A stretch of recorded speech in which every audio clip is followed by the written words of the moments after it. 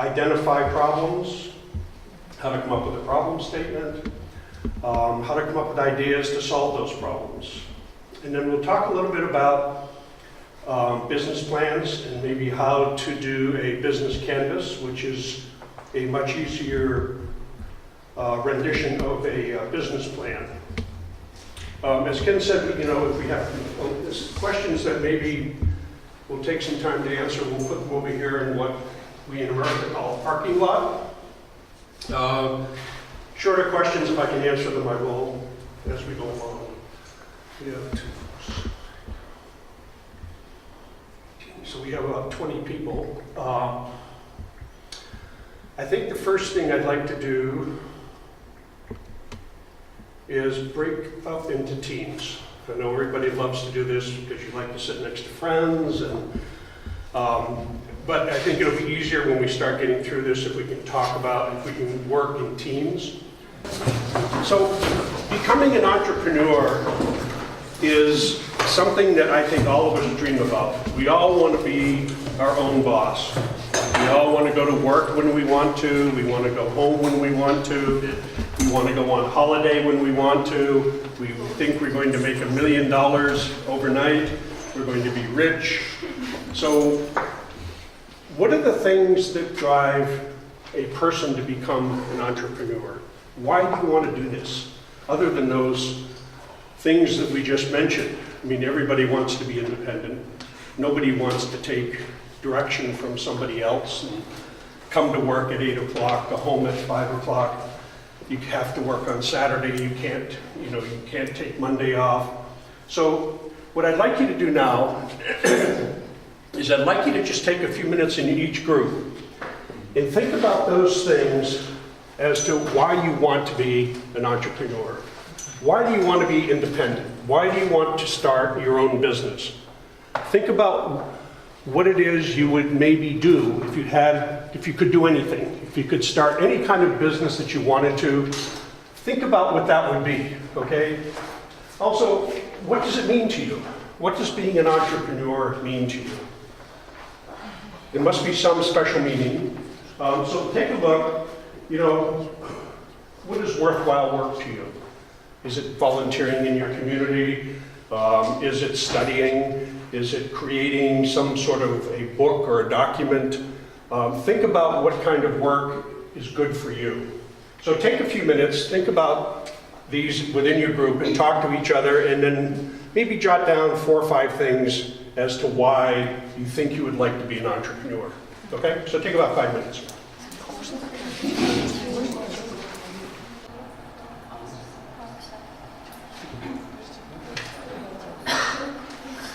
Okay, kind of go through and think about the reasons that you have. I mean, some of you may have said, you know, I want to be an entrepreneur because I want to help people. Or I want to be an entrepreneur because I want to invent something. I want to be an entrepreneur because I don't want to have to work for somebody. I want to be an entrepreneur because I want to make a lot of money. Whatever those reasons were, kind of make sure you keep those in mind, because we'll talk about these a little bit later. But I wanted you to kind of get thinking and get in the right mind as to maybe your reasons for wanting to be an entrepreneur. Because as we'll talk about as we go along, being an entrepreneur requires passion. You have to have a passion for something that you want to do. If you don't have a passion for what you're doing, it certainly will probably fail. So think about those things that you have a passion for, that you're comfortable with, that you want to make maybe somebody else's life better. You know, many entrepreneurs start with something that helps other people. If you think of any of the kinds of Facebook or any of the social media sites, why were they started? To help people get together, to help people know one another. So think about these things as we're going through today. Think about what it is that you may have a passion for, something that you may want to do.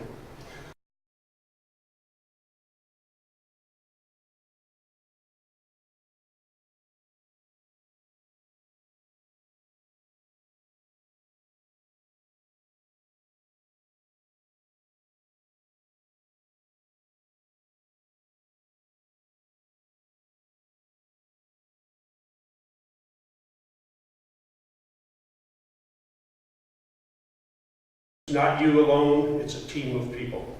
And that team, we'll talk about, is one that you want to select very carefully, because they're going to become your lifelong partners.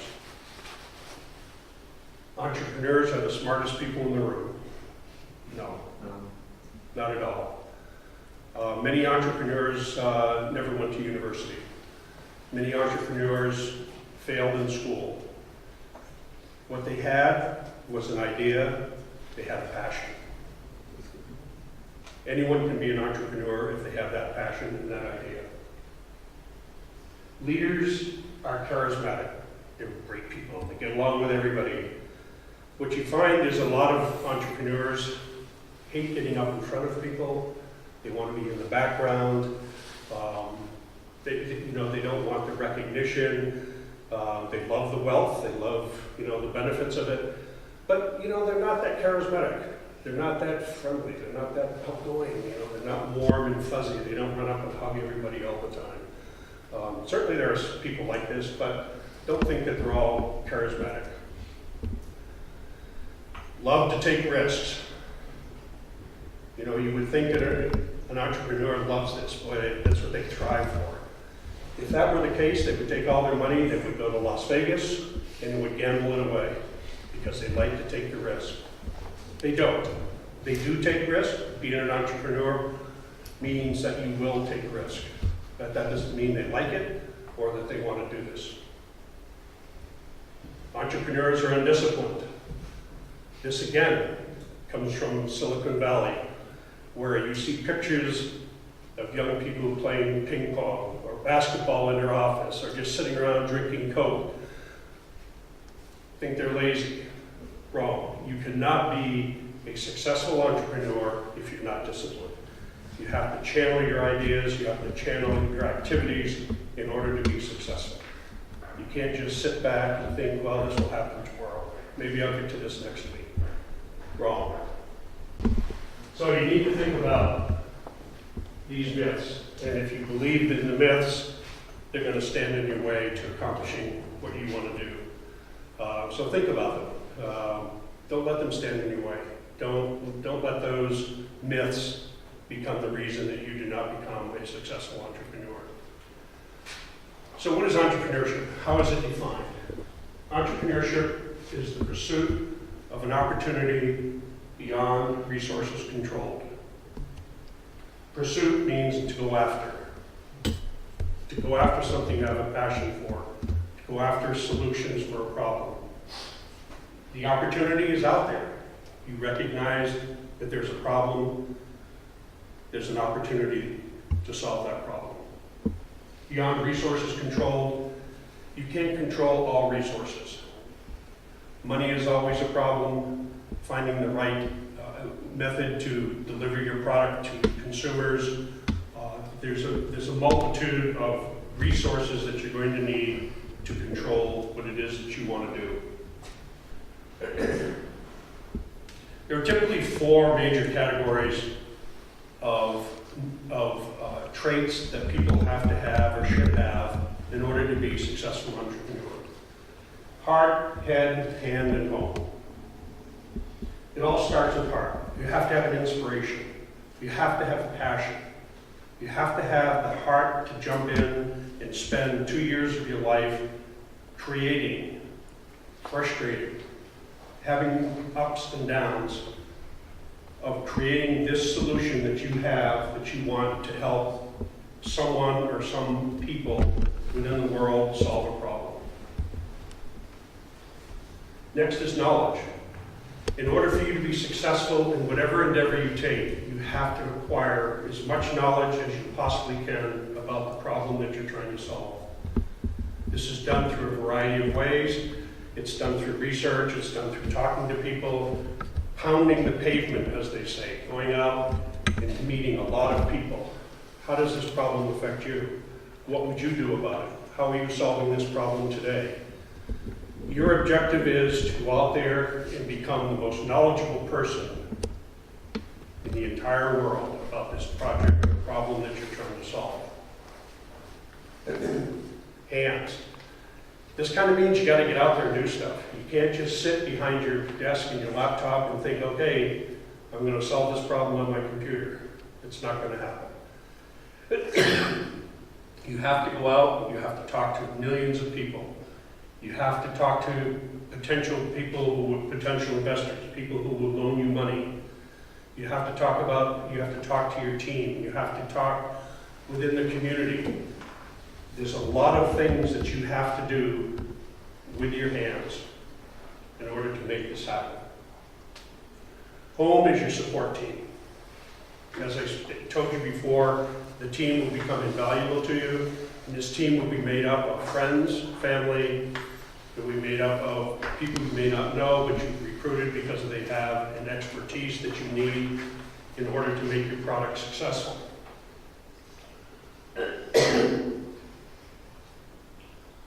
So there's a few things you should be asking yourself as you go through this process. You know this is going to be hard. Are you willing to put up with all of the challenges and all of the things that are going to come up and smack you in the head someday, or are you just going to fold and say, okay, I'm going to go look for something easier to do? You need to understand you can't do this alone. You will have to have a team. The team size, the team components is up to you, but you will need a team. You have to leave your comfort zone. You will be stepping outside of your comfort zone. Coming here, listening to me speak English for 2 or 3 hours is stepping outside of your comfort zone. Your comfort zone is Ukrainian, Russian, whatever the language is that you choose to speak. Outside of that, it's uncomfortable. I know, because I'm uncomfortable speaking Ukrainian, so. You're excited about this. Again, it's the passion. You're excited to go out and talk to people about what you're doing, what you're developing. Hey, this is the greatest thing in the world, and I'm going to solve this problem. Get other people excited about what you're doing, what you're talking about, why you want to do this. Get them on board with your passion. It'll be hard, but you still want to do it. You still got that passion, you got that fire. Every morning when you get up, you got that drive. You can't wait to get started on it. Whoops, sorry about that. It'll be a long process. You're not going to accomplish this in a week, a month, maybe a year, maybe 2 years. But it's something that's going to take some time. You understand there's a path to success is not fixed. The path you take will change. Daily, weekly, monthly. You start down one way, it's going to go off another way. And that's okay, because that's the part of gaining the knowledge and the exploration of developing the product. And you do this because it's more than money. Certainly we all want to make money. We all want to be comfortable. But you're doing this because you have a passion to solve a problem, to help other people. So if you can't answer yes to most of these, think about why you can't. Think about, okay, how can I get to yes? How can I get to answering these in a positive way? If maybe you think that you don't want to take 2 years, think about why. Do you not have that passion? Do you think you can't keep it alive for 2 years while you're doing this? Think about how you can. Can your teammates keep you alive? Can you keep that passion burning? So think about that. Okay, so you've got a great business idea. You're online, and all of a sudden you see, damn, somebody else has the same idea. Whoa, how can that be? This was my idea. What would you do? Would you learn what they did and integrate it into your idea? Would you learn ways that haven't been doing well and try to avoid those? Understand how to differentiate your business, how to make it different. Why is your business going to be better than the one you saw online? Change your idea since it's already being done? No. So of these, which one do you think would be the one you'd choose? Come on, it's a test. It's a test. How about understand how to differentiate your business? There's always going to be competition. There's 100 bread stores on the streets. What makes one different than the other? Well, one may not sell day-old bread. One might sell always fresh bread. One might have a bigger variety. One might sell black bread, brown bread, green bread, orange bread. Another might just only sell white bread. How do you make yours different so that people will want it other than the competitor that you see? Where does the majority of money come from? Where do you think the majority of money comes from to start a business? Kickstarters. In Ukraine, it's very difficult to get new money to start a business from a bank, unless you have a lot of collateral. Maybe you own 5 cars and a big house. You can give that to the bank and say, okay, loan me, $1 million so I can start my business. Most of the money is going to come from friends, relatives, or your savings. What's a common characteristic of an entrepreneur? They dropped out of school. They're extremely wealthy. Probably not. They're great salespeople. Man, they could sell, ice cubes to an Eskimo. Yes, they're great salespeople. Or they're resilient. Which one would you choose? Resilient. You have to keep going. You have to keep pushing. You have to keep doing it day in, day out. Which of the following is most important for entrepreneurship? Your idea, the market, or the team?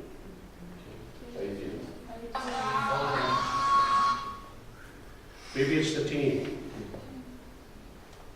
You may have a genesis of an idea, something going around in your head, but the team is going to solidify that. When you get your team together, they're going to solidify that idea that's been bouncing around in your head. As I said, the team is the important part of this whole entrepreneurial spirit. Which of the following is true? Entrepreneurs are born, not made. Entrepreneurs learn from experience, not school. Entrepreneurs need funding as an early step, or none of the above. I know in school they tell you to always choose none of the above, but Okay, second one is partly true. in this, I think it's none of the above, because they certainly aren't born. Entrepreneurs are made. Entrepreneurs learn from experience. To some extent, maybe yes, but you learn a lot in school as well on how to do finance and how to, the economy and how to sell, marketing, sales. Funding at an early stage, no. Funding comes later. Okay, so one of the biggest problems that everyone has, and this is regardless if you want to be an entrepreneur or if you just want to, think about school, is identifying a problem. What is the problem that you want to solve? You walk around your community, you walk around your school, you hang out with your friends, you hang out with your relatives. Everybody complains about something. Everybody has a problem. The line is too long. The food isn't fresh. The color of the buses is wrong. Everybody's got some kind of a problem. A problem well understood is a problem half solved. If you understand your problem, you're halfway home. And that's the challenge. Okay, so I want you to take a few minutes in your teams, and I want you to move around this room, each in teams.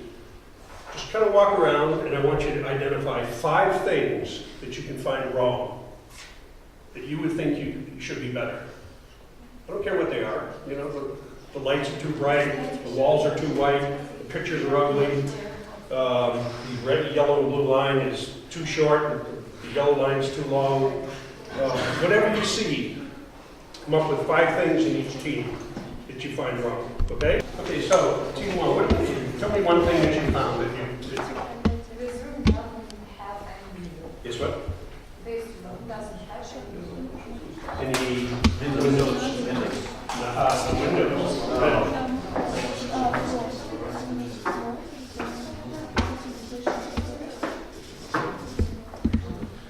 Okay, what did your team come up with? My disadvantage was Windows, which makes it look like a little bit like a dungeon,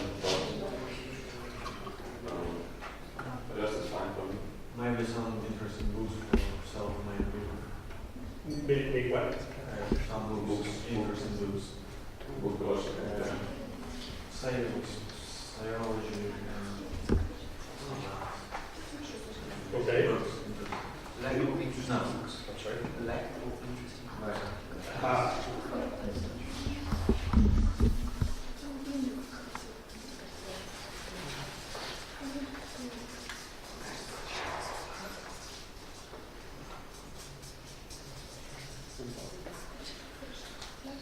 Okay, back here.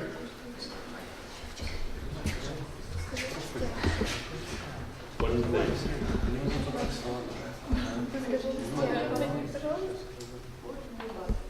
No what? New? Budget? New heating. Heating system.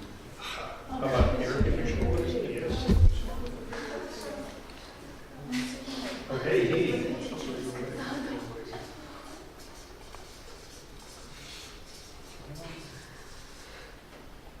How about back here?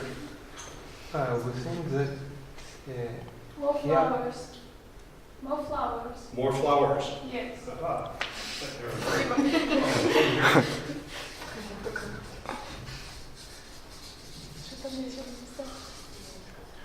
Okay, back here. Maybe changing wires. Changing wires. And what is that? Wires. It's okay. It could be my hearing, which is very bad, so I'm sorry. Conducting. Wires.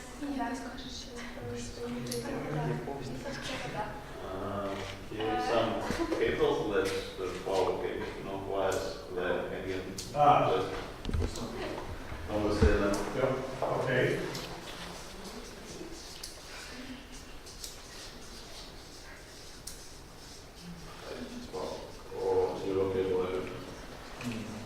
Okay, so as you walk around, you can always find problems.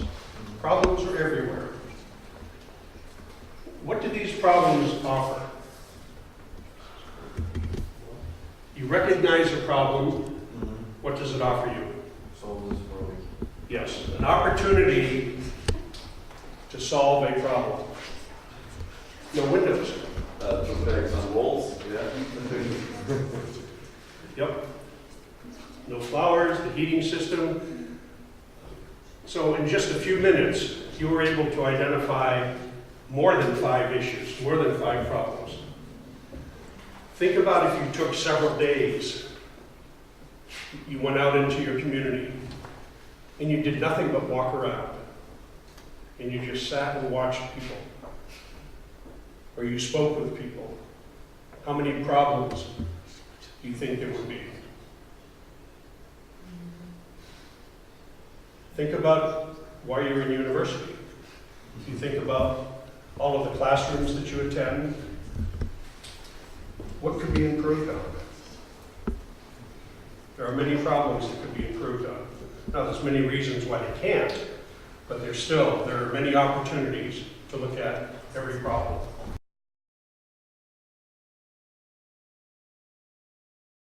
So what did they do? They saw a major problem in the market with taxis, and they tried to come up with a good solution, and they did. I think I was just reading today or yesterday that Uber is worth something like $70 billion today, their market value. They're in 600 cities worldwide. I used them twice since I've been here in town. I use them all the time when I go to Kiev. It's one of those ideas that somebody saw a problem and said, whoa, I can fix this. So one of the first things that you have to do is you have to create a problem statement. What is the problem? What are you trying to do? What are you trying to solve? You have to write a statement as to what that is. And a problem statement consists of 1 or 2 sentences that can describe an issue, a need, or a problem that exists. So if you think about these, you can write a problem statement for any one of these. What is the problem with no windows? Makes you feel like a dungeon, it's closed in, you can't see outside, no ability to have fresh air. There's many reasons. The heating system. You're either too hot or too cold. There's no heat at all. So the problem statement would be what? More flowers. You need to brighten up the room. You need something that reminds you of outside because there's no windows. So you write a problem statement. What is the problem? There are no flowers to make me feel like I'm outside.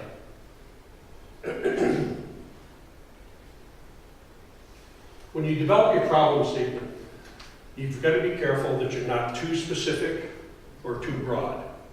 If you're too specific, you're going to narrow things down and you're not going to be able to brainstorm and come up with a number of ideas. If it's too broad, you've opened it up for too much.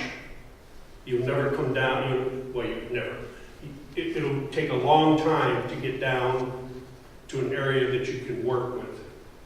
So you've got to kind of find the middle ground of a problem statement that kind of captures the broad and the narrow. Bring it into where it's reasonable. Some examples, how might we use iPads to bring education to students in remote areas? What have you done? You've become very specific. You said we're going to use iPads. Maybe there's another solution out there. Maybe there's something better than an iPad. Who knows? But if you've already made your conscious decision that an iPad is the only solution, how are you ever going to find out? Instead, maybe you say, how might we bring education to students in remote locations? It's not too broad. It's not saying, I'm going to bring education to students in the entire world. You bring education to students in a remote location. It's much broader than saying, I'm going to use an iPad to do this. But what you've done is you've left your problem statement open to consider other things besides an iPad. So now you could maybe use a cell phone or a smartphone, or you could use solar-powered computers. If you're too vague, how might we make education more effective? Well, it allows for too much variation. I mean, what are you talking about? Making education more effective? Is it more effective for university students? Is it more effective for secondary school students? Is it more effective for kindergarten students? Or is it more effective for adult students? Who are we talking about? What do we mean more effective? Does it mean that everybody has to be smart? Does it mean everybody has to kind of fall in the middle? What does effective mean? So when you start developing a problem statement and you become too vague and nobody really understands and it's wide open, you end up having endless discussions about one word, vague, or one word, effective, or one word, education. You'll spend months, days, years trying to figure out what one word means. So when you develop your problem statement, you have to consider and go out and do research. Remember that we talked about the head. You have to go out and look at, does the problem exist somewhere else? How does it exist? Why does it exist? How much research can you do to find out why this problem is there, to help you narrow it down to something that is achievable? It's going to take work, it's going to take time, it's going to take a lot of research, but the problem statement is paramount to you being able to start coming up with ideas on how to solve this problem. So here's some examples, maybe in education. How might we make high school classroom materials more engaging? How might we make university classroom materials more engaging so that your mind is stimulated? You can have a good discussion with your professor. How might you do this? There are many ways. It gives you an opportunity to start thinking about coming up with good ideas on how to do this. How might we allow education cater to different learning styles? Not everyone learns the same. I learn by reading, you learn by listening, another person learns by seeing. So how do we make the educational system so that it's good for everybody? We obviously can't stand up here and teach in 3 different methods so that each one of you understand it. So how do we make this, how do we fix this? How might we bring students together around interest instead of geography? Well, wouldn't that be great? You know, everybody gets together who has the same interest. Most of you are international students studying international economics, so you have an interest. So we can channel any of the problems we may have associated with this. We are able to then define a problem much easier. Problem well understood is a problem half solved. How many know what brainstorming is? Brainstorming. It's a kind of process when you are out of ideas and you try like switch on your brain and everybody in the room tries to provide like any ideas they can master. And So do you do brainstorming by yourself? from time to time. So brainstorming, it's a relaxed, informal, structured, and analytical approach to problem solving. All of you have probably been in brainstorming at one time or another. You may not have known, but every time you get in a group and you start discussing something, you're brainstorming. Maybe a study group that you have at university or that you had when you were in high school. You got together and you talked about things. You were brainstorming. You were trying to come up with ideas. But maybe you didn't at the time know that there are very specific rules to brainstorming. What does it do? It encourages people to talk. Because of the rules in brainstorming, it encourages people to talk. It encourages people to say things that maybe some other time they would not say.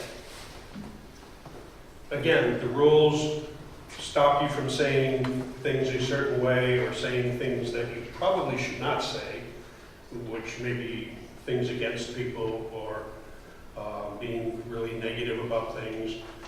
But it encourages you to open up.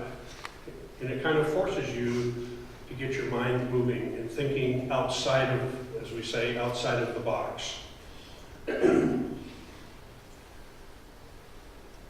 Some of the solutions you come up with might be really crazy. I mean, it might be that, are you kidding me? That is really weird.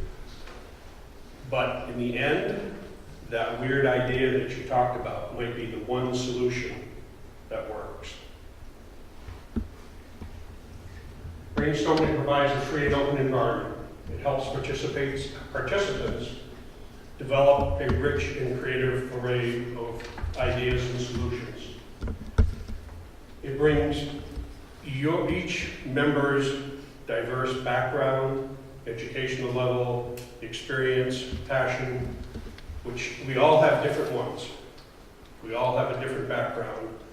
What it does in brainstorming sessions is it brings this together, which is the benefit of a brainstorming session, because you get a diverse or wide variety of ideas. It's not just one, it's a wide variety. It helps get buy-in from the team members you've chosen. So typically, your brainstorming sessions will be with your team. Once you've figured out, okay, I've got my team together, my friends, my family, people from outside, maybe a consulting person, this is who you're going to brainstorm with. And it's going to help you bond to each other, because you're going to find out that maybe they have the similar ideas that you had, and you thought all along that they didn't. Or you're going to find out that maybe this person that you thought you knew, you really didn't know, and it's going to be difficult for you to work with that person.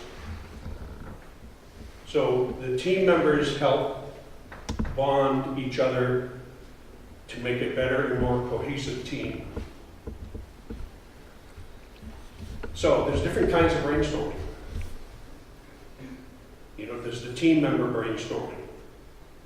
There's the individual brainstorming, which individual brainstorming can be very difficult, but it's probably one of the best to do, because if you follow the rules of brainstorming in your mind, You have to drop all prejudices, all pretenses of things that you already think you know, and start thinking broadly. So you have the team brainstorming, you have individual brainstorming, and there's a recent thing called brain netting, where everybody kind of gets on a computer and you get together and you just start banging out ideas. One of the advantages of brain netting is that there's no body language. You know, when you're sitting in a room with a bunch of other people, you know, you always get some body language that you think might be negative and positive. And positive body language is sometimes as bad as negative body language. You know, the positive body language can lead the group to thinking, haha, that's the idea. That's the idea. And then what happens?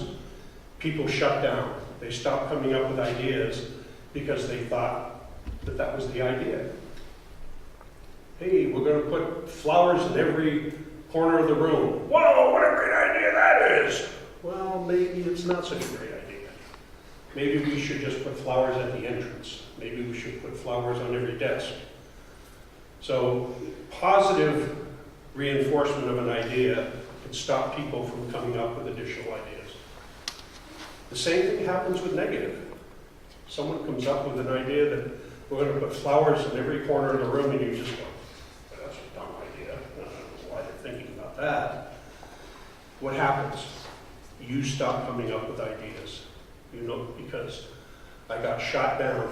Somebody looked at me and said, that's a dumb idea. Well, okay, now I feel bad. So you don't like my idea? I'm not going to give you any more. So you have to be careful. In brain netting, you don't have that problem because you're pounding out on a computer. No one can see your face. You know, you might be sitting there at your computer saying, well, that's a dumb idea. No, we're not going to do that. But nobody sees this. You just keep going. Reverse brainstorming. This is probably by far one of the most fun things to do in brainstorming because it capitalizes on our natural ability to be negative. You can't do that. That's really stupid. We can't put flowers in every corner because they'll all die. So in reverse brainstorming, you come up with every idea you can think of why something will not work. You think about the worst possible scenario. You can't sell bread because nobody likes black bread. You can't sell bread because it's stale. You can't sell bread because there's not enough varieties. So you find every reason why you can't do something.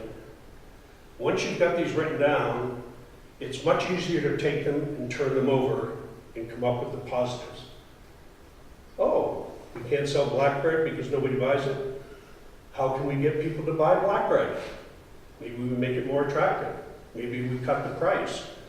Maybe we change the flavor. So from a negative, you've turned it into a positive. But you can have a lot of fun with this because we naturally sometimes gravitate towards why we can't do something. The first reaction is it's too hard, or nobody wants to do it, or it's a dumb idea.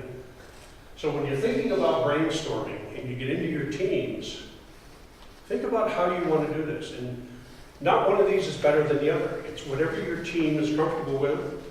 And you may end up doing one of each. You might be in your team, you say, hey, how about everybody go home and do some brainstorming when you get home, and then when we meet next week, let's talk about your ideas.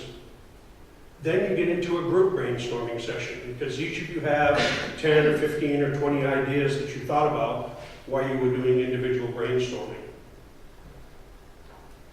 And then you might say, well, wait a minute, okay, great ideas. Let's turn some of those around. Let's make them negative ideas. Let's think how we can not do this. How can we not be a profitable company? Because that's going to force you then to think about how you can become a profitable company. Don't get stuck into one form. Do whatever is comfortable. Do whatever becomes more productive. Rules. Extremely important. It's very easy to shut somebody down or to encourage somebody to keep going. And the last thing you need when you're in kind of a group brainstorming session is one person to dominate the entire conversation. So it's important to follow some rules. Defer judgment. No judgment. There's no such thing as a stupid idea. No such thing. In the end, you may find out that that idea just won't work, but that doesn't mean it's stupid. So you defer your judgment, positive or negative, on anything somebody says. You encourage the wildest ideas people can think of. Way outside the box. Way outside the box. Hey, why don't we grow flowers in here instead of bringing them in cut? Whoa, great idea. Who's going to water them? Who's going to take care of them? It encourages thinking outside the box. And sometimes you have to force yourself to do it. You know, all of us think, oh, geez, I don't know, how can I think? Everybody's already come up with that idea. Not so. When you start really pushing yourself and pushing harder, you find out you can step outside the box. Build on ideas. Someone has an idea, and you say, wow, hey, that's pretty good. What if we did this? Or yes, but. You know, so you start building on people's ideas, and maybe other ideas start coming along with this. Be visual. If you need to write something on the board, you need to draw a picture, why not? Who cares? It's an idea. Maybe you can't express what you're saying, you think in your mind, so it's easier for you to draw a picture. A couple of you have hobbies as artists, painters.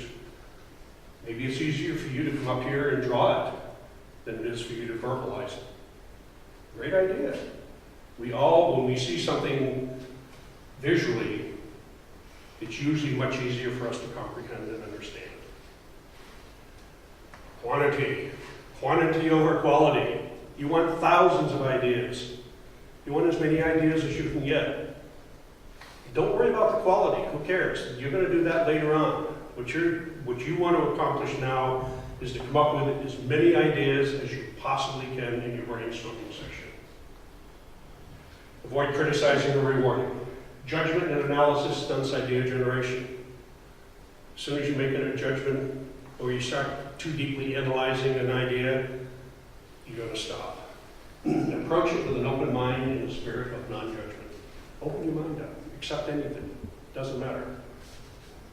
Doesn't mean it has to be the final solution. It just means that it's another idea. So there's some certain phrases, some things you should not say, because it either encourages or it inhibits people from speaking. We have to be realistic about this. You know, those ideas that you're throwing out there just aren't realistic. Well, how does that make you feel? It makes you feel like, whoa, my idea is a dumb idea. It's not realistic, so why should I say any more? You know, it's technically impossible. You know, we don't have the technological capability to do this. It won't work. That's an easy thing to say. It's too expensive. We don't have the money. We can't. How do you know? How do you know you don't have the money? Maybe this is the greatest idea, and you're going to find 1,000 investors who are willing to put up $100 each. There's no precedent. Nobody's ever done this before. Oh my God. I don't know how we can do this.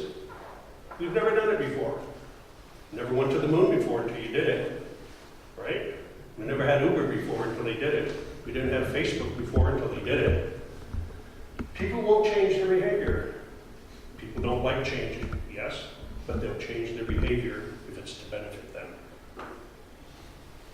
The only problem is, you know, geez, I don't know if that's going to work. You know, the problem is that, you know, yeah, that kind of solves the problem, but there's a bigger piece of it. We need to solve a bigger problem. You know, we need to cure a world hunger. We just can't feed 30 or 40 people. We've got to cure the world hunger. Okay, let's take some baby steps. I got a better idea. I got the best idea. Yours, not good. Mine, I got a better idea. So the point is, be careful what you say. Think about how you're going to react to someone's idea before you actually do it. Think about the impact it's going to have on an individual when you say something about their idea. And think, you know, kind of put yourself in their shoes. How would you feel if someone said that was a dumb idea? You wouldn't feel very good. So think about that before you start going into criticizing or encouraging. There's no such thing as a bad idea. Vote on your ideas, ask how it might work, you know, not why it wouldn't work, unless you're into reverse brainstorming. Write down all your ideas. Someone should be responsible for writing down every idea that comes up, whether you appoint one person or everybody does it, then you figure out a way to combine the notes. There's a number of methodologies that you can use to do this. There's brainstorming, there's note-taking methodology for taking notes that makes it easy to understand. Once you finish this whole session, you can go back and kind of look and see and chart it out and see what ideas came up. Again, go for quantity. Forget the quality. Who cares? You're not worried about quality now. You want quantity. You want as many ideas as the group can produce. Okay, let's get into your groups again. If we got some extra people, just kind of grab a group. And what I want you to do is those ideas that we came up with about problems in the room, kind of brainstorm that.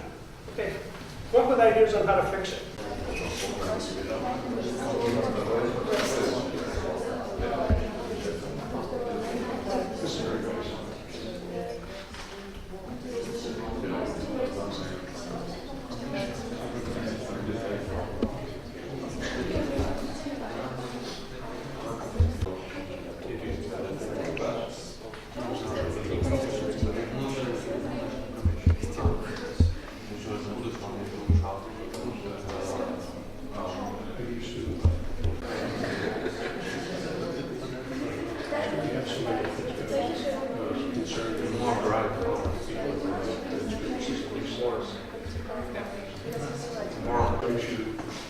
Select a guinea pig. Our group came up with some ideas. First of all, to divide this room into two zones, like education zone and play zone.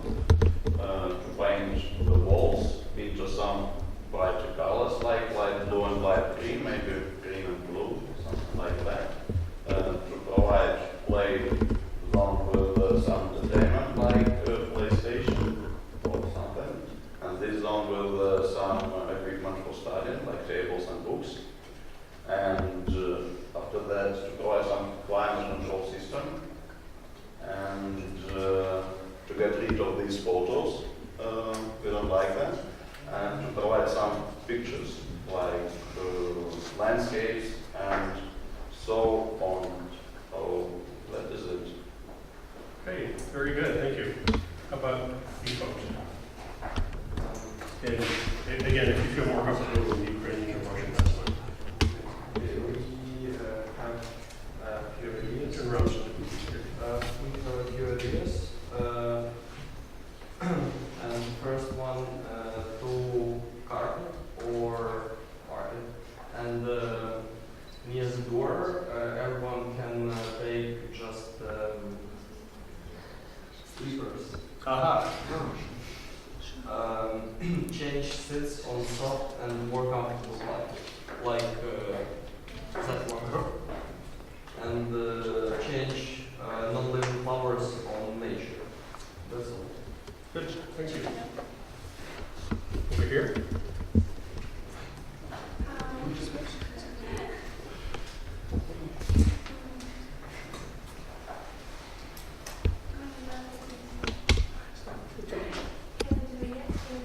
Yes, that's fine.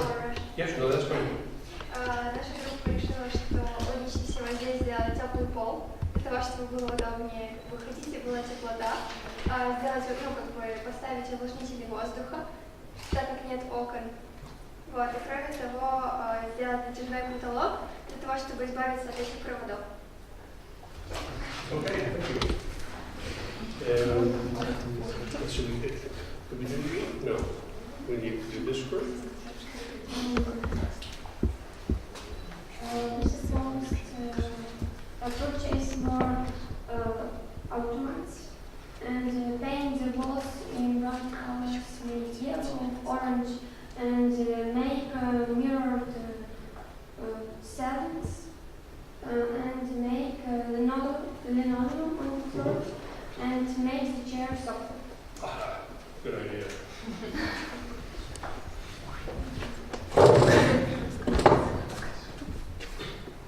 Our group thinks that we need to make here wash basin to wash cars or other things stand there. Also, we need to make here walls that we can clean and draw with markers on it and to use it like a dartboard. So write something important on the wall and then just clean up. Also, we need to make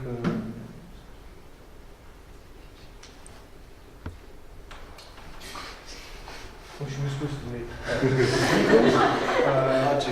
artificial windows because here are no windows and I made it artificial like something screens or something like that that will show some nature and make light. Okay. Thank you. So what you see from this is in 5 minutes, we've come up with maybe 8 or 10 good ideas on how to improve this space. Which idea do we think is the best? And there's a lot of factors that will determine how it's best. Maybe the factor is cost, the money. Maybe the factor is to find people who are artists that can paint. Maybe the factor is that do you want carpet or do you want linoleum on the floor? To make the chairs softer, you have to buy all new chairs, but okay.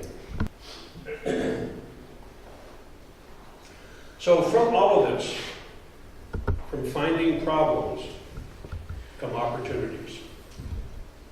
As you saw before, every problem is an opportunity. I don't think there's one person in this room that can think of a problem that there is not an opportunity associated with that problem.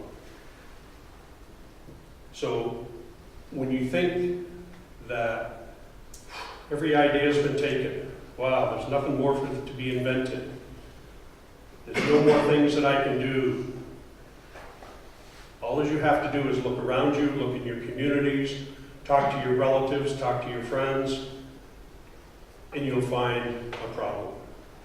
Once you find the problem, you have found the opportunity.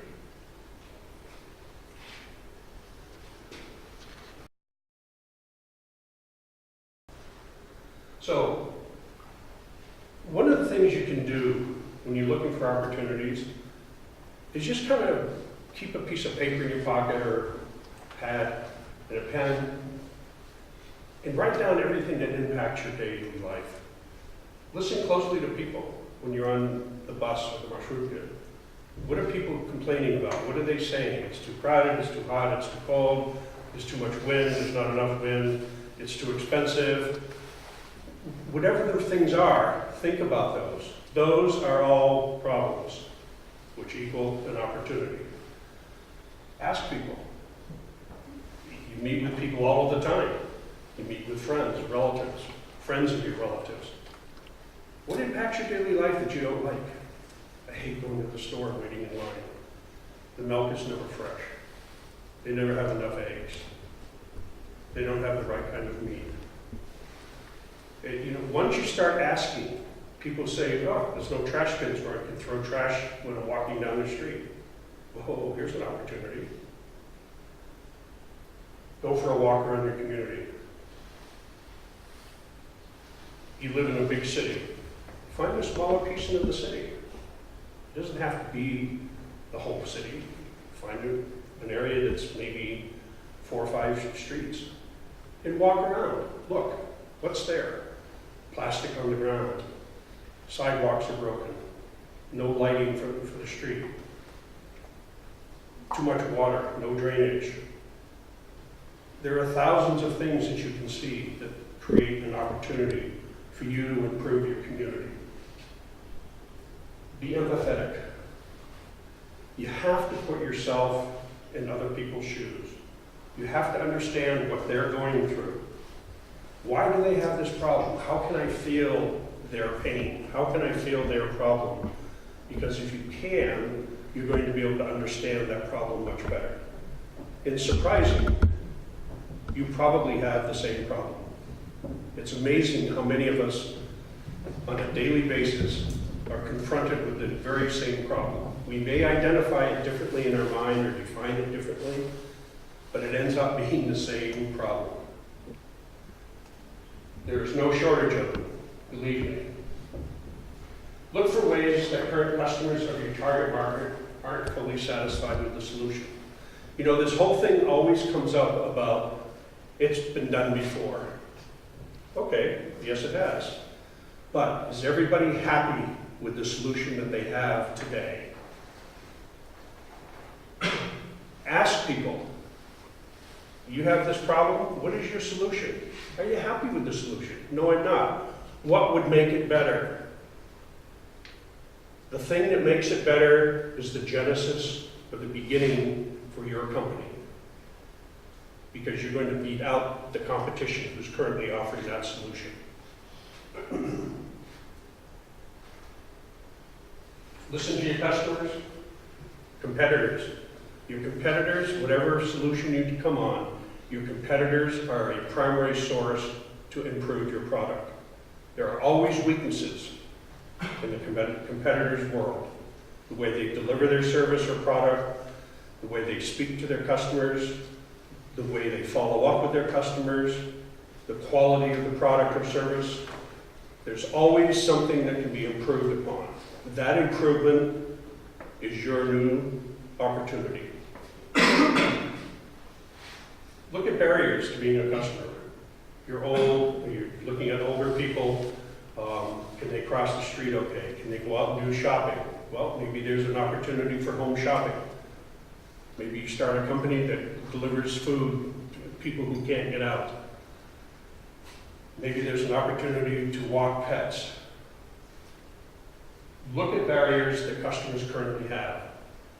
That becomes an opportunity.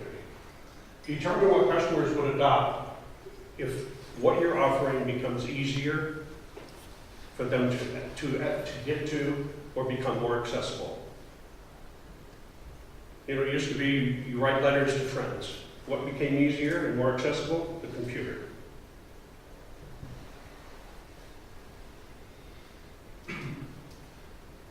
Develop your primary list. How to solve the need, how to fill the gap, or how to take advantage of the trend. Focus mostly on the problem to be solved, not on the initial ideas on how to solve it. What is the problem that I'm trying to solve? That's what you need to focus on. Again, don't try and cure world hunger day one. You can't do it. But can you cure hunger in your community? Probably so. So that's what you focus on. Don't focus on Africa, South America, you know, other countries where you have really, at this stage in your life, no impact. But you do have an impact in your community. Recycling. You can't recycle the world. You can't get all of the plastic out of the ocean. But you can impact in your community. You can set up recycling programs. So look at where you can have an impact.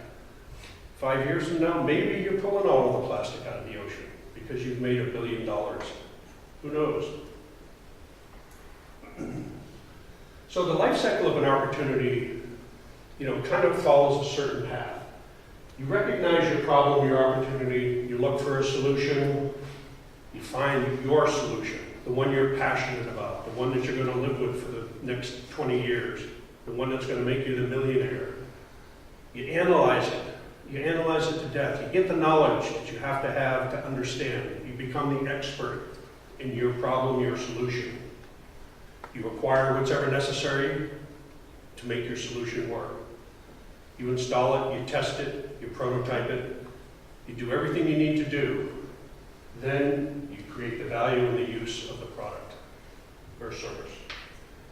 You get your money, you get paid. paid because the solution happened to be a great solution. And then word of mouth, everybody tells everybody else. Word of mouth advertising is the most powerful advertising in the world. You can spend billions of dollars on television and radio and newspaper, but word of mouth will either make or break your business faster than anything else. Especially in small communities, where everybody knows everybody, everybody knows how things are working. Word of mouth. Final thoughts. Always start with a problem statement. Make your problem statement count. Analyze it, look at it. Is it too broad? Is it too narrow? Think about the problem. Think about the statement that you're going to make. What are you trying to solve? Who are the customers? Is there a different end user than the paying customer? You're going to use, maybe you're installing money machines on a bus. Who is the end user? Well, the end user is the person who rides the bus. But your customer is the bus company. Your customer is not the end user. Your customer is the bus company. So think about, who it is. Who are you trying to focus on? What would make the customer willing to pay more? The solution that you have is better than the competitor's solution, so what, would they be willing to pay more? Maybe so. The only way you find out is to prototype it. Get out, get your hands dirty, knock on the doors, talk to people, find out, hey, I have this solution. I know you pay 5 today, would you pay 10 tomorrow? Because it can do this, this, this, and this, that solution cannot do. Look where the frustration is the largest, where it's most frequent. What skills do you have that will give you an advantage in solving the problem? What skills does your team have? That's why you want a diverse team. You don't want a team made up of people that are just like you. That does you no good. They may be your friends, but that doesn't mean they're going to add value to your team. So you're looking for a diverse team, you're looking for a diverse diverse backgrounds, so that you have a lot of ideas and solutions. Again, write down everything that you can. As you talk to people, make a note. You don't have to keep large journals, just make a note. Where I work, we have an idea book. And this NGO, every time any one of us comes up with an idea, we go over it, we write it down in the book. Because we walk around the community and we see something that maybe needs to be fixed. All of these are problems that have an opportunity associated with them. Next time we do a grant request, maybe this is the idea that somebody wrote in the book that we're looking for money to solve this problem. Identify the problem, understand the opportunity, and make the best use of your time. So idea generation. This is what you're going to get out of brainstorming, out of talking to people. What I want you to do is kind of think about 2 words. Okay? And the 2 words would be an animal and a color. It doesn't matter what they are. It doesn't matter what animal it is. It doesn't matter what color it is. Just think of 2 words, animal and a color. Okay? Those 2 words are the name of your company. So if you said blue elephant, that is the name of your company. It can be elephant blue or blue elephant. My company is Blue Elephant. Now what I want you to do is think about, what would you sell? Well, Blue Elephant. Maybe it's an antique store. Maybe it's a novelty store. Maybe it's a souvenir store. Who'd you sell it to? Well, anybody that walks in, I guess. How would you do it? If you said green snake, be creative. Think about this. Take the 2 words, the color and the animal, and think about what product you could produce and how you would do it, how you would sell it, who would buy it. So take a few minutes and do this. and we will sell children clothes. Clothes for children. Clothes for children. Very good. Okay. And our clothes have logotype of our name. Yes? Okay. Our company is Rainbow Hedgehog. Rainbow Hedgehog. Aha, Rainbow Hedgehog. Yeah. All right. And we want to help people realize their dreams. And we are travel agents. Very good. Okay, travel company. How about here? Who's it? I think you're elected. Company is Black Hamster. Black Hamster. Black Hamster. It will be also cool because hamsters feed healthy. We always see what hamsters eat. It's sehr healthy and a lot of vitamins and so on and so forth. And we will sell our food to conscious people who practice healthy lifestyle. Good, a health food store. How about back here? Our company is White Light. Is what? White Light. White rice. Yeah, Light. Oh, Yeah, White Light. okay. And also we will sell sport clothes. Very good. All right. One left. The name of our company is Black Dolphins. Stand up so everybody can hear you. Okay. The name of our company is Black Dolphins, Uh-huh. and we are going to sell yachts. And our products will be oriented for businessmen and people who like sea. Okay. We got everybody? So, you think you're not creative? How hard is that? Pretty easy, right? So, don't think you're not creative. Don't ever think, oh, I can't think of that. Anybody can be creative. Okay, ideation. Ideation is a process that you go through to generate ideas. As it says, idea plus generation equals ideation. It's kind of a coined word. It's, I think ideation maybe has been around for 5 to 10 years. It's used a lot in small businesses and business to generate ideas with groups and within brainstorming sessions. Ideation sessions can help you develop new products, strategies, ideas, and just about anything else you can imagine. Ideation is helping problem solving. You go from your problem statement to ideation. Think with an open mind, heightened awareness will help you to spot more opportunities. Again, outside your box. Ideation follows opportunity recognition. We have an opportunity to solve world hunger. Okay, now let's come up with ideas on how to do this. There are many techniques that you can use. One involves 3 phases. Okay, where you come up with the idea, and then you go through 3 phases of generating whatever idea it is that you want to talk about. The 3 phases are refine, understand it, imagine it, and refine it. So you understand your idea, you refine the idea, and then you imagine it. Understanding the idea is to understand the root cause of the pain or the problem that you're trying to solve. So again, you fully have to understand, you have to empathize, you have to put yourself in the shoes of the people that have this problem. Imagine, be creative, what we just did. Imagine a creative solution to this problem that you're trying to solve. How do you stop the pain that someone is suffering as a result of the problem?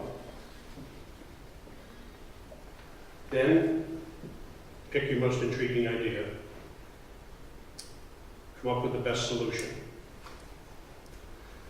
This process sounds fast, but it's not. It's a lengthy process, it takes time. It's not something that you're gonna do overnight in an hour, 2 hours a month. It's gonna take time. Quantity is quality. One of the things that really inhibits ideation is preconceived notions or thought patterns. We all have them. We all come into something with some sort of prejudice about something, and it creates a block that we need to get beyond. You need to challenge every assumption. If you assume something won't work, why? Challenge it. How come? Give me 10 reasons why it won't work. Think about it. Reword the problem. Maybe the problem statement isn't worded the best way. Think about how you can reword it. It makes it more understandable, or makes it come up with maybe more opportunities. Think in reverse brainstorming. How to make something worse rather than better. Express yourself through different media. Art, clay, drawings, pictures, movies. Nobody says you have to do things verbally. There's no rule that says that. So people that are good at drawing, maybe you express yourself that way. People that are visual, maybe you have to watch a movie. Maybe you have to do something different. Don't be afraid to step, again, outside of your box. For every situation, you have a set key assumptions. Challenge those assumptions. You want to buy a car, and you assume you don't have the money to make a down payment, so the bank will loan you more money to buy the car. Challenge that assumption. You don't have the cash, but can you sell something? If you have an old laptop, maybe you can sell. Do you have clothes that you could sell? Do you have something that can raise money to get the down payment? Do you have maybe a little bit in savings? Challenge the assumption. Don't automatically think, I can't buy the car because I don't have the down payment. Well, okay, I guess I'll keep walking. Why?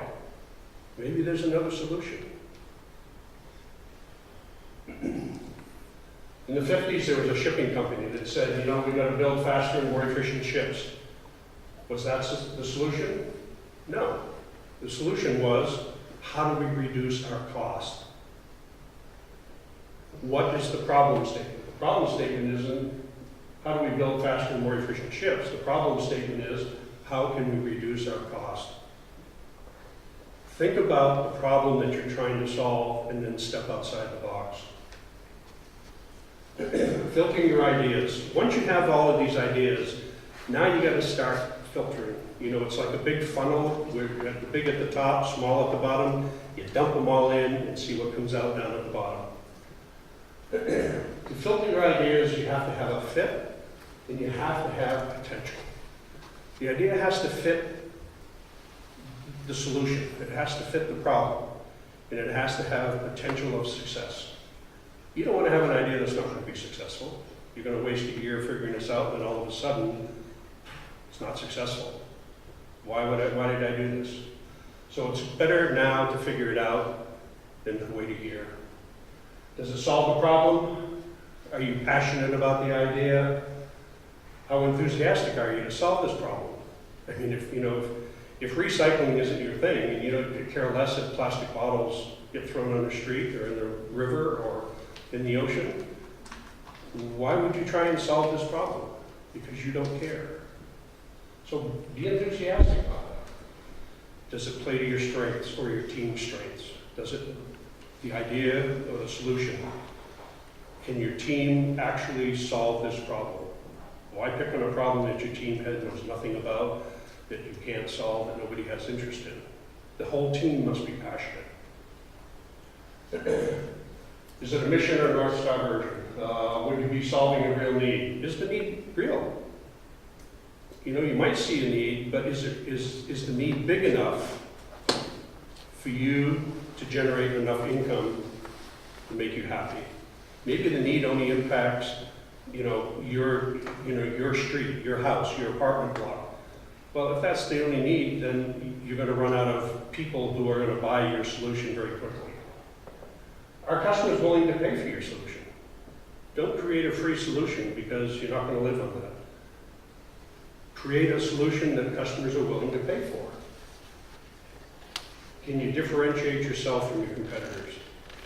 What makes me want to buy yours as opposed to someone else's? That is key to any product or service that you have. Why would they want to buy it? What makes you, because I'm your friend, I'm going to come buy yours, even though it's an inferior product. Why would I do this? So how are you going to be different? We'll talk about this in just a few minutes. Fit and potential. Maybe this doesn't meet all the criteria, this solution, but in your gut, you're thinking, boy, this is it. I know this is a home run. This is going to solve the problem of the world. That's the deal you want to go after. Maybe it doesn't fit everything, but it's going to help keep that passion of yours alive. It's going to help keep your team's passion alive.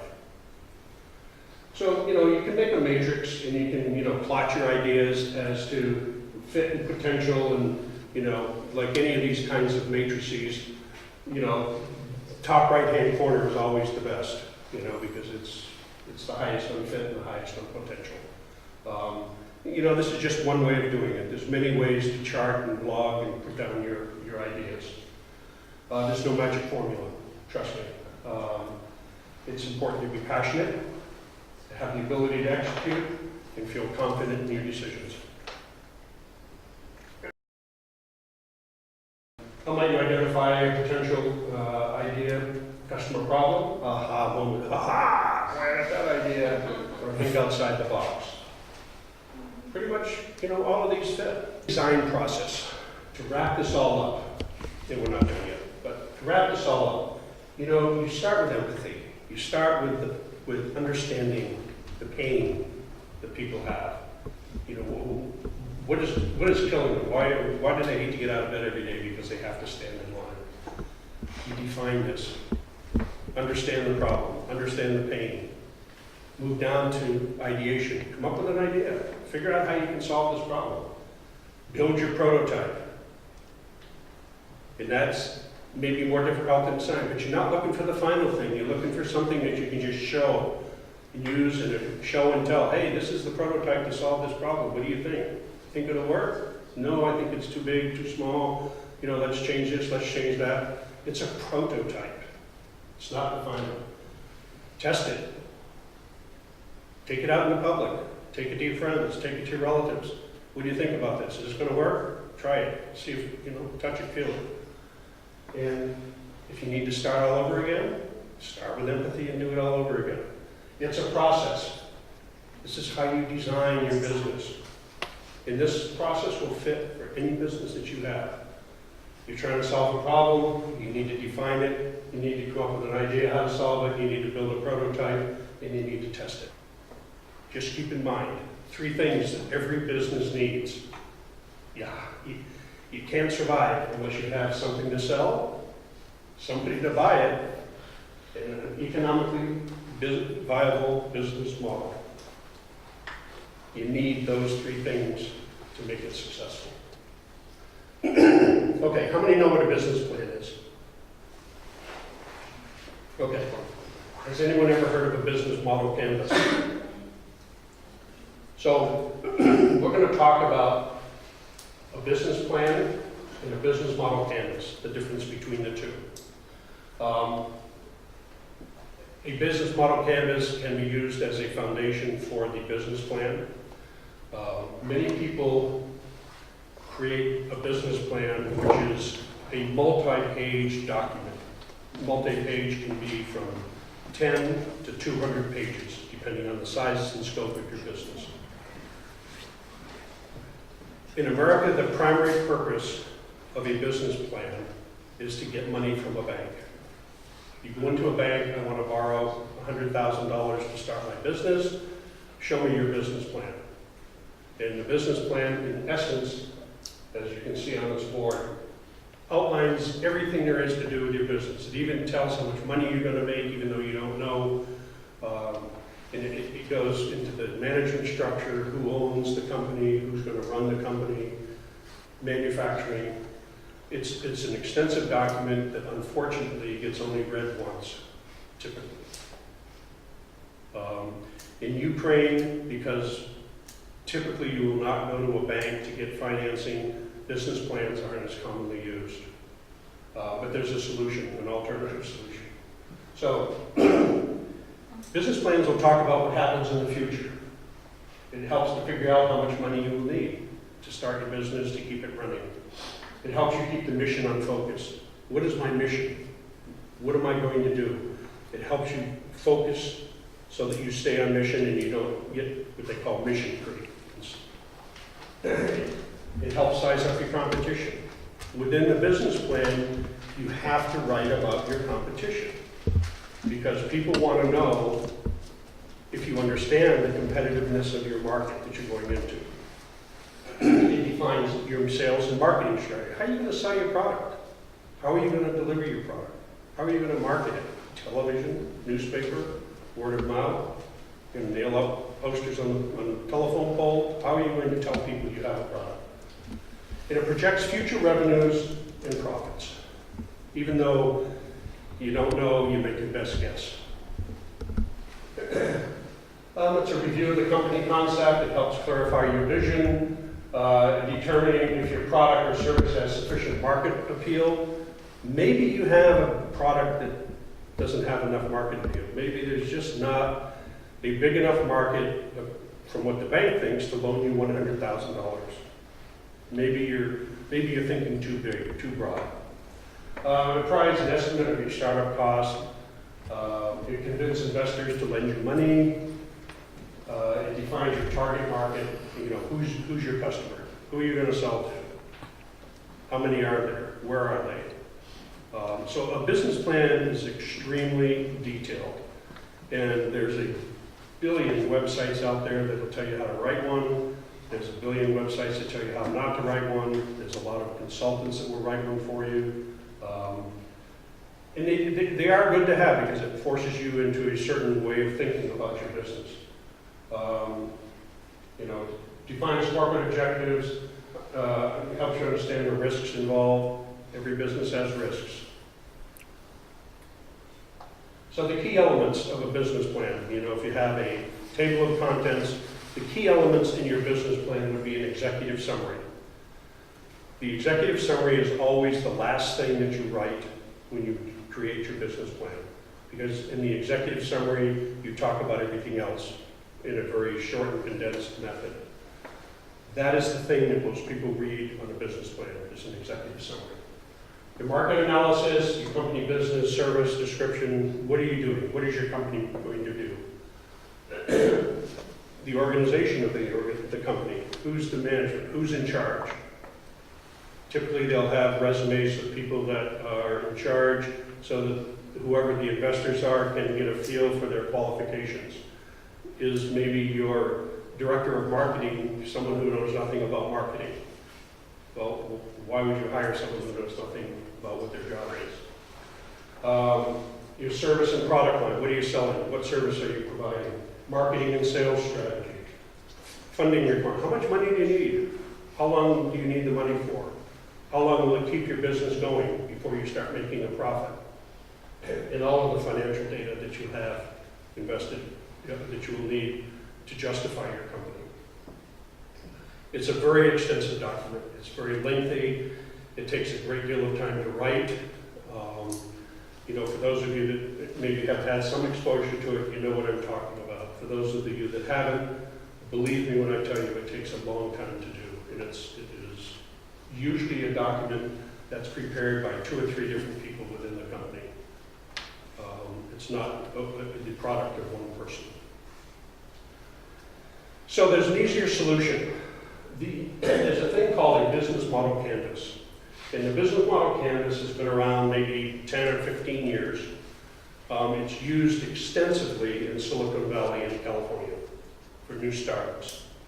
And what the business model canvas does, in essence, is it takes all of those pieces of a business plan and just kind of scrunches them down to the very essence of each category. So you have customers and you have customer relationships. You have value proposition, key partners, etc. So there's kind of nine pieces to this. It's a little easier to put together. It doesn't take less thought, but it's easier to kind of put it down because you're only putting bullet points. All of the other stuff is in your mind or somewhere else on a piece of paper. So the 9 elements are customer segment, channels, customer relationships, your source of revenue, key resources, key activities, key partnerships, and the cost structure. Those are the 9 things that you focus on in this. And you know, out on the websites, there's plenty of canvases that are blank. There's some automated websites that you can fill in the blanks if you want. You can print these off. You can handwrite it. However you decide to do this, you have to do this to make your business work, because you will not understand it if you don't. It's more visual. It's dynamic. It's about actions as well as thinking. It's about key activities, and it doesn't focus so much on the results of your business. The focus is more on the activities of getting your business started, and then you worry later about what's going to happen after you get started. So it can be used to help as a brainstorming tool. It's easy to work with in a team. It helps promote discussion and understanding when you're talking to investors or people. You can carry in your pocket, you fold it up, carry in your pocket. You sit down with somebody, you can open it up and you can kind of talk about your company. So these are the 9 segments, as you can see. Customer segment is probably the most key. You have to understand your customer. If you don't know who the customer is, how can you sell a product to them? How do you know how to develop a product? You got to know the customer base. This is probably one of the key things that you have. You know, you identify 3 or 4 personas, so they call them personas, which are basically customer segments. So you identify 3 or 4 of these customer segments based on mass market, niche market, segmented market, whatever the market structure is that you're looking at. But when you develop this, you have to do a lot of research. You have to understand the customer background, you have to understand their lifestyle, you have to understand, you know, how they behave, you have to understand their wants, needs, and desires so that you can satisfy those wants, needs, and desires. And what are they going to use your product or service for? Well, why would they buy it? How are they going to use it? Unique value proposition. How many know what an elevator pitch is? So an elevator pitch is from the time you get on an elevator to the time you get to the top floor, you can tell somebody what your company is and they know. It's a very short, concise description of your company that's impactful, that impacts it. When you tell it, they know it. This is an important piece because it just really boils down into 1 or 2 sentences exactly what your company is. You know, what the problem is, what the problem solution is, how you're going to deliver it, who's going to buy it. Your distribution channels, extremely important. How are you going to deliver your product? Are you going to deliver it via computer? Are you going to deliver it via truck? Are you going to deliver it by hand? How are you going to get this out to customers? How are you going to market to your customers? Relationships. Do you need a call center if people have problems? How are you going to get repeat business? So that, you know, there's 3 major segments. How you get your customers, how you keep your customers, how you get more customers. The whole thing relies on relationship. Your revenue stream. This kind of goes into how you're going to price your product. Not a lot of pressure to come up with a lot of financial statements. It just means that you have to have some idea on what you're going to charge people for this. Key resources. What do you need? What do you need to get started? Do you need a building? Do you need a truck? Do you need computers? Do you need materials? What do you need to get started to make your company work? You have to list everything. Your fixed assets. Activities. What do you have to do to make it work? You have to manufacture something. Do you have to walk around the community and do something? Do you have to have follow-up services? What are the key activities, the most important activities in executing a company's value proposition? What are the most important things that you have to do to make your company successful? Partners, are you going to need partners? Maybe you won't. Maybe this one stays blank. But if you've got a product, you've got to buy something to make the product with, so you've got to have a partner who's going to sell it to you. If you've got a service, you've got to be able to support that service. How are you going to do that? With computers? Well, you need someone to buy computers from. You need an internet network. So think about who you're going to partner with. Long-term, short-term contracts. What are the benefits of those? Cost structure. What does it cost to operate? Am I going to have to pay people? Am I going to have fixed overhead? Do I have to have a building? How much does it cost for rent? Utility, water, light, etc. This is an important part that people often overlook. Do I have to buy machinery? I have to maintain machinery. I have computers that are going to break. So you think about your cost structure, what is it going to take to keep my company running?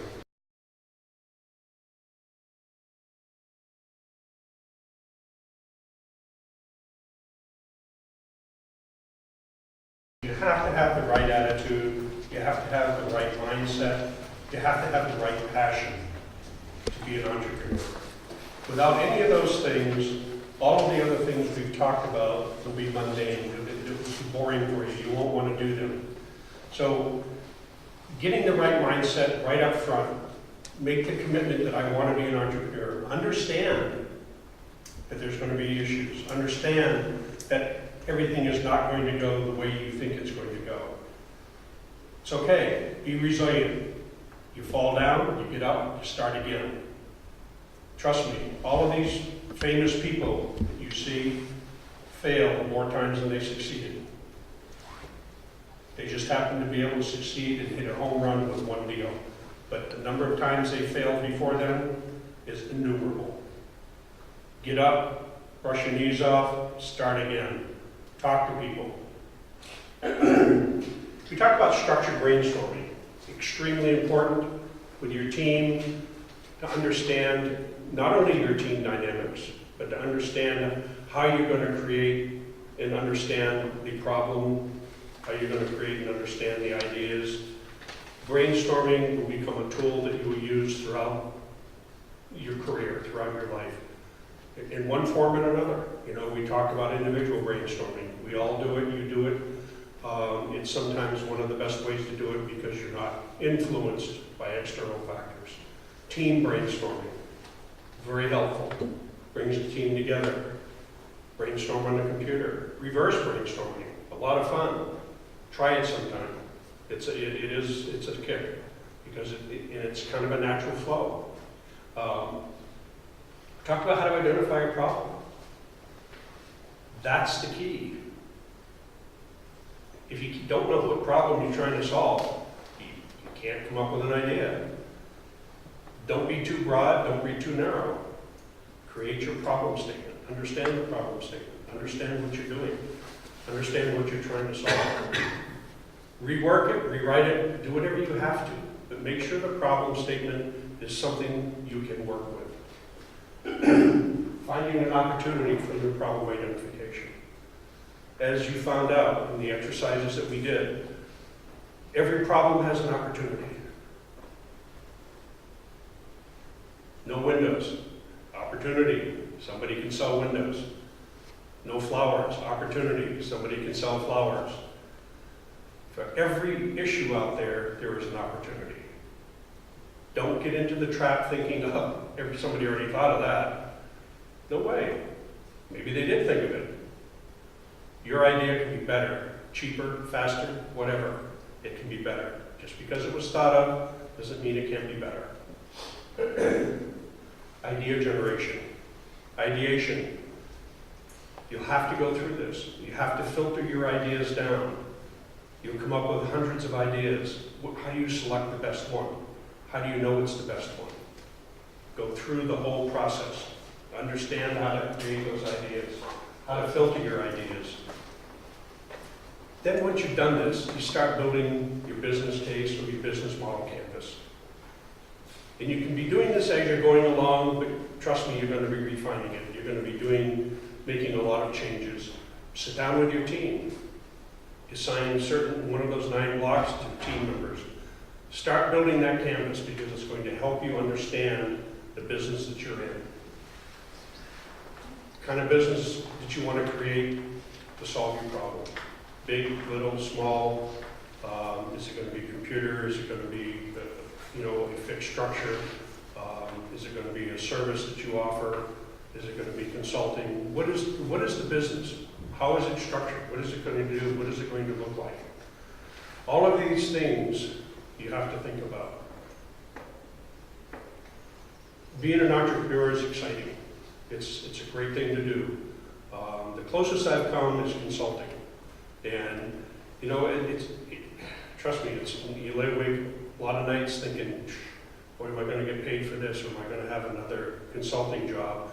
Where's my next meal going to come from? But once you hit that home run of success and you create this model, you're there. It's a good feeling. Thank you for your attention. I know it's been a long day.